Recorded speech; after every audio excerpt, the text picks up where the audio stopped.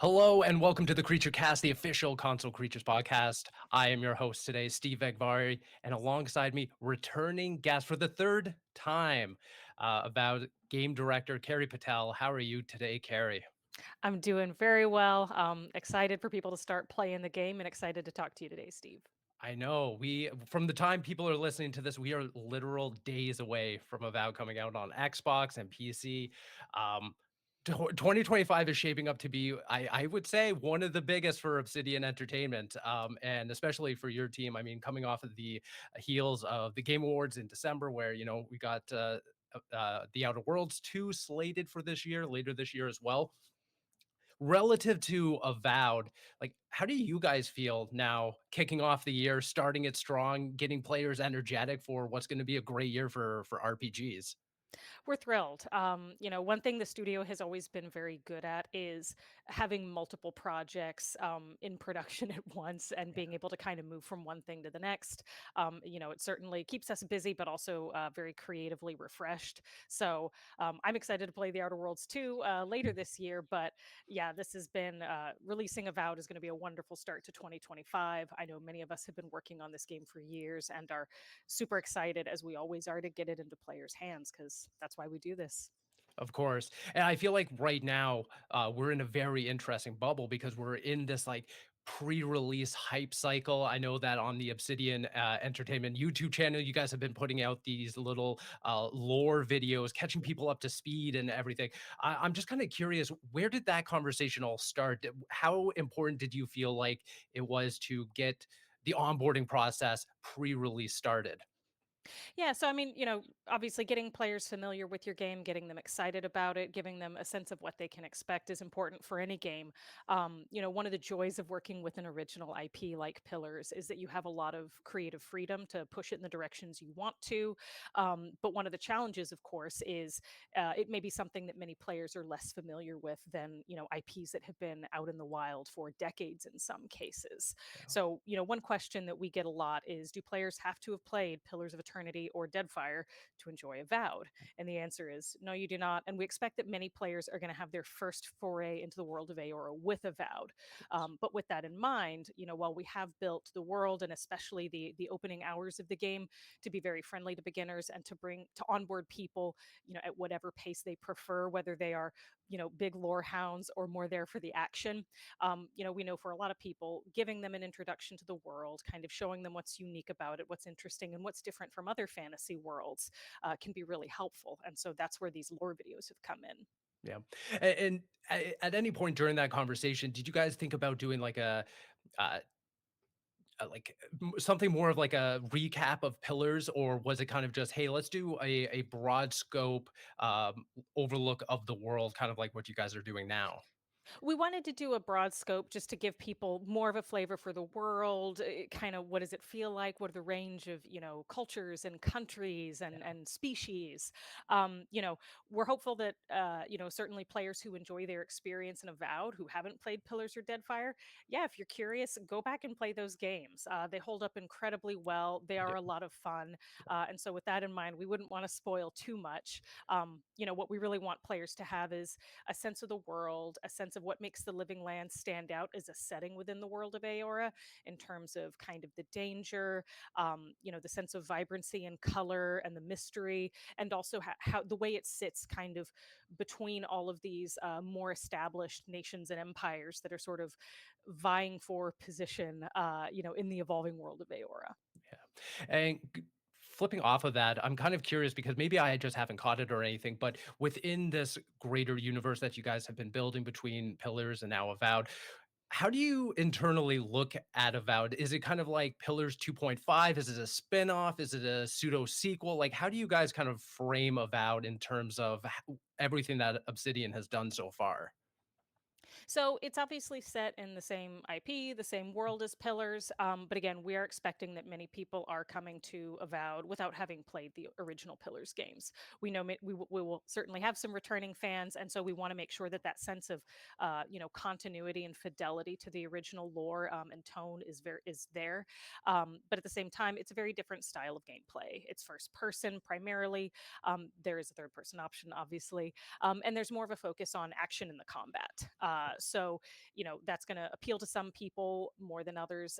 And so, with that in mind, the thing about an IP is you can build all sorts of experiences and tell all sorts of stories in it. So for us, this is I think reaching a bigger audience, bringing them into the world of Pillars, hopefully, showing them what's special about Obsidian style RPGs and games, the approach we take to player freedom, to giving players morally nuanced and complicated scenarios, to letting players define their character and their path through the game across quests, across dialogue based role play, and across the way that they build their character mechanically and the way they progress their abilities and powers through the game. I think all of that is going to be really appealing both to our returning fans and to people who are playing their first Obsidian RPG with Avowed. Yeah. The last time you were here, you kind of talked about the brand new story trailer, and that was when we kind of had that conversation about, hey, third person mode, how is it being implemented and stuff like that. What I thought was very interesting is just a few days ago, at the time that we're recording this, you guys started talking about the backgrounds for characters when you started talking about the character creation system and stuff like that. And you even mentioned it yourself, tailoring and creating your own custom character and having that tailored experience. Um, for me, huge RPG fan, and a huge fan of Obsidian RPGs. How does this system differentiate the character creation from previous games that the studio has made in the past? So it's a little bit more, it's definitely more streamlined than the character creation system players encountered in Pillars 1 and Deadfire. Yeah. Um, I'd say it's a bit closer to Outer Worlds, but maybe even a little bit further streamlined from that. Okay. There's a level of there's some details that you can dig into, and start to manage in character creation if you really want. Obviously, you're gonna choose what your character looks like, choose how they're gonna appear in the game. You're gonna choose a background that will kind of start your character off with a kind of a light origin story, and it'll open up certain specific options and reactions to your character and dialogue over the course of the game. That'll also set your starting attributes. Now, if for whatever reason you say you want to play an arcane scholar, but you actually want more points in might than intellect, when you go into the next part of character creation, you'll have some attributes preset based on what background you've chosen, but you can modify those and move the points around if you choose. Um, a lot of the other choices about how your character is built, how they're progressed, are going to come up over the course of the gameplay and the choices that you were making as you level up. So, where you put your further attribute points as you continue leveling up, what abilities you purchase, what weapons you choose to pick up and upgrade, all of that is incredibly flexible. The decisions that you're making in character creation will inform your character and how other characters react to you, but it is not going to lock you into a specific style of play. We Okay. wanted to give players lots of freedom to experiment, explore, and define that as they progress through the game. Yeah. When creating these kind of backgrounds, where does that source of inspiration come from? And in terms of the range of the backgrounds that you're including in them, the like you said, kind of the origin story, the backstory of these characters. How do you make it so that it's not too broad in scope, but then you still give players so many varying options to kind of not only give them tantalizing options to choose the first time, but something to come back to and maybe say, okay, well, I'm going to go for this one for my second run or my secondary character. Yeah. So that was something that Kate Dollarhide and I sat down and whiteboarded in kind of the earlier days of the project. And huge props to Kate. She is one of our most experienced narrative designers, and she also has a really keen eye for understanding what players are looking for in particular archetypes and types of experiences.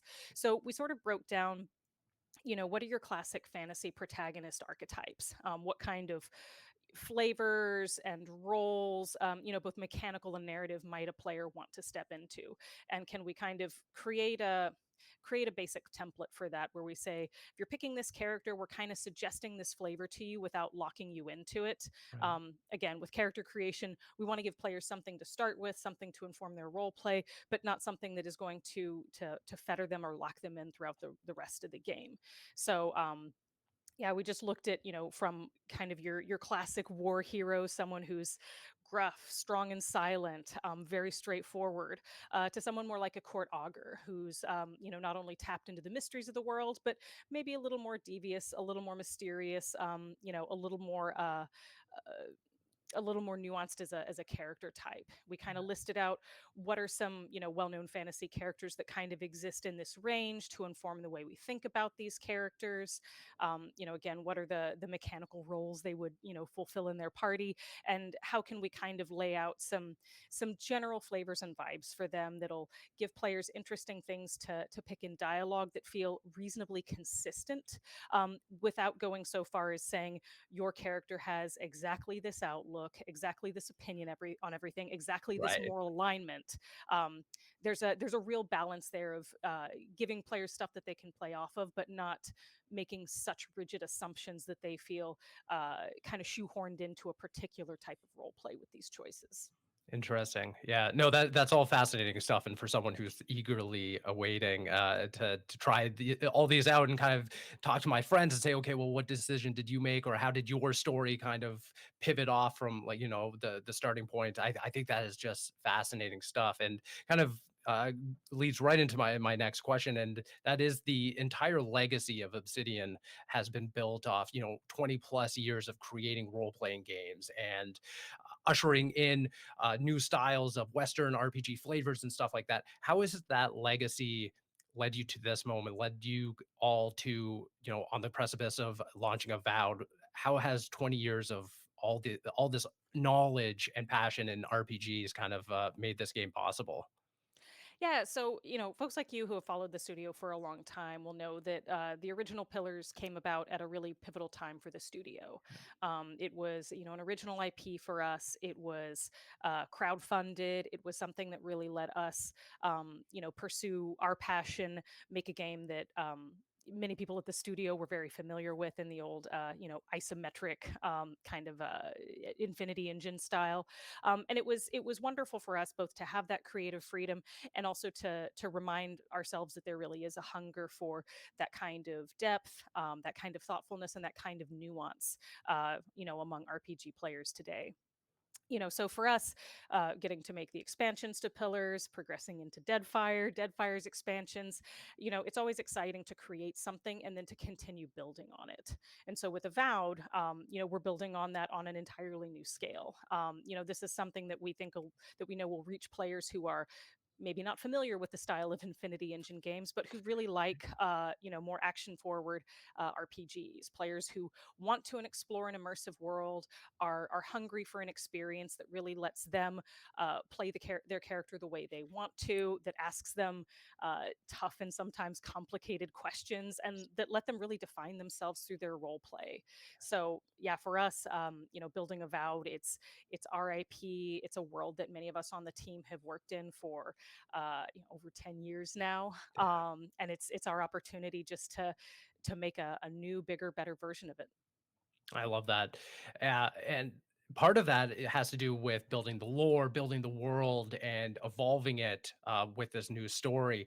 I mean, the Pillars universe obviously has so much already baked into it that you guys can kind of take from and evolve with. But with Avowed, we're dealing with such rich fantasy elements and details when creating this new game for an Avowed and having this kind of leeway to introduce new elements and new story beats and stuff like that, outside of Pillars, did you draw from anything else? Were there any sources of inspiration that maybe you chose from, or any of the other people on the team did?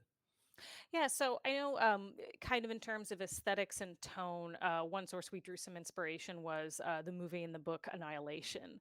Oh man, Um, yeah, of course, yeah. yeah, there's that wonderful moment early in the movie where you see the characters kind of walk into that bubble that's Hmm. dividing the world they know from this mysterious world that is Yeah, unknown to everybody. yeah. There's that sensibility of, we're this small intrepid band trying to get to the root of this deeper and potentially very destructive mystery that we really loved, and also just the aesthetics. The idea that something can be dangerous and beautiful, that it can have that corruption and decay can also have this kind of loveliness to them, this color and this vibrancy.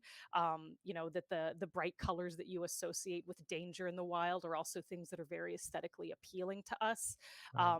It's a very fun aesthetic to play with, and it's also something that I think informs the big themes and the tone of Avowed, where you're really trying to parse these metaphysical and these political mysteries, and make some very complicated choices. Yeah. Yeah, now that you say Annihilation, it just everything clicked in. Since that very first trailer, seeing the bright colors, the fungi and everything, yeah, it just makes so much sense now that it is laid out like that. And I wonder if more fans are going to pick up on those little nuances as they start playing the game as well. Um, it's hard to imagine that now we're, a 5.5 or 4.5 years since the release of Outer Worlds, and around the same time, Obsidian was acquired by Microsoft around that time. And while I want to give a huge tip of the hat to games like Pentiment and Grounded, I mean, Avowed is the very first major RPG that was built and funded by Xbox Game Studios. How has that affected development over these years and leading to, what Avowed is going to be upon release? It's been wonderful to have the support of Microsoft, of Xbox Studios, and of the many partner agencies and studios that we've been able to forge relationships with. In this new world. Yeah. In particular, we've gotten some wonderful help from on performance and optimization, not only from the coalition but also from Xbox's advanced technology group, which is certainly crucial to us. And another thing that's been really, really helpful is the user play testing that we've gotten through Microsoft's user research department. They've been able to take groups of 25 players through the game at a time, particularly through the beginning, and answer questions for us about what story beats were landing, what mechanics were clear to players, where were players having fun, where were they getting confused or frustrated. And that was incredibly helpful for us, since we've all played this game, dozens of times by then, to be able to really tune and hone those early hours so that it is fun and approachable and comprehensible to people who are stepping into the game for the first time.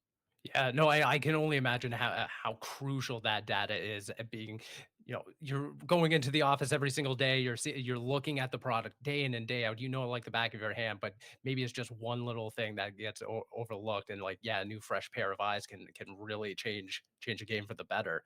Um, and, and ha- I'm trying to go back, but how long ago in development did was the decision to move over to Unreal Engine 5 made?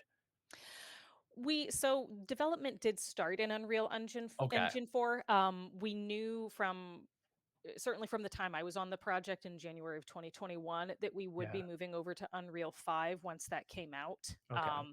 We just knew we were going to be in development long enough that even though there was going to be some initial cost and challenge to making that transition, it would be worthwhile to be on the engine that was going to be getting updates and support going forward. Of course. Yeah. And throughout that development, was there any real internal support being made in terms of like leveraging Unreal Engine 5 and to make sure that everyone was kind of like up to speed and making sure that everyone can optimize it for not only console but also for the PC version? Yeah, we have a really strong engineering tools and tech team here at Obsidian and on the Avowed project specifically. Joey Betts, our tech director, and Daniel Mirza, one of our engineers, did the Lord's work in terms of vetting, testing, and kind of getting everything set up through Unreal 5, so that once the full team was ready to transition, it was as seamless as it could possibly be. Yeah. So these things are possible with enough lead time, but it certainly helps to have some really smart and dedicated folks who are looking at the tech early. Of course. One thing that has been picking in the back of my head now for a couple months at this point was seeing the secret level episode for The Outer Worlds. And while I loved it and I thought it was such a great reintroduction to the world, but also like a really great way to just, bide the time before the game has comes out. I'm curious though, was there ever a discussion to do an episode for Avowed over The Outer Worlds? Were you ever privy to that? No, there was no discussion about that that I No. know of. No. Oh, okay. Missed opportunity in my opinion because I would have loved to see how the color spectrum and the palette would have been over in that beautiful show. But shout Maybe out to season 2. Fingers Yeah, crossed. Fingers crossed. Because yeah, I thought the team did a wonderful job just representing the Outer Worlds. they really did. Yeah. Now, Carrie, as we start to kind of wrap up this conversation, I know that we've now spent 3 interviews now talking about Avowed. And I know we're basically best friends, so I'd be remiss not to ask. For me, what is the Carrie Patel suggestion for what class? What am I doing when I boot up Avowed? I really have to know.